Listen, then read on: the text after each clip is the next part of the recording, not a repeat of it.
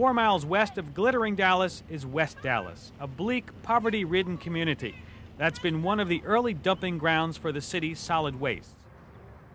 One of the oldest and most controversial industries in the neighborhood has been the 63-acre Murph Metal secondary lead smelter, called RSR. It went into business in 1934 and is located near the Thomas Edison School and a 3,500-unit public housing project. At its prime, RSR pumped more than 269 tons of lead particles into the West Dallas air, what some describe as a toxic stew. The toxicity of lead has been known for some time. It's one of the most widespread environmental hazards in minority communities. Medical experts will tell you that it decreases the IQ level of children. It does permanent damage to your cognitive abilities.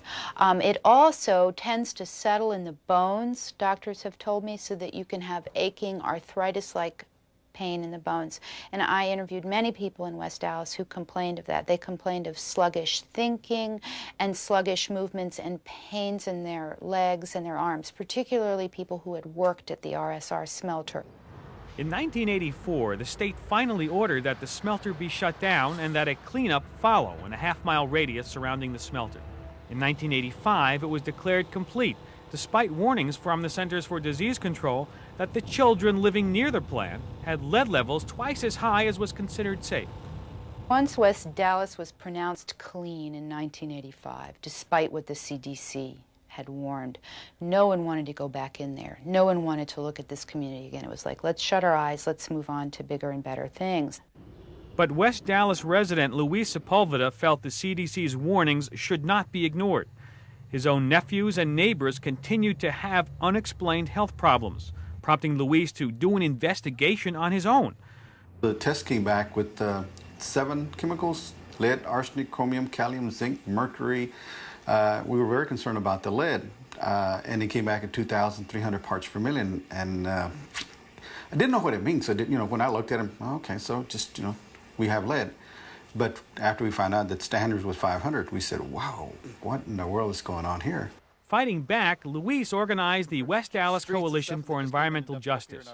Their goal was to have West Dallas designated a federal Superfund site, a designation that would give access to some $20 billion allocated for the cleanup of toxic waste. And the fact that we had these test results that we could show the state and EPA themselves brought swift attention from them, because they didn't want to be embarrassed about not finding something that citizens had already found out. And then you have to go out to communicate that information to other people.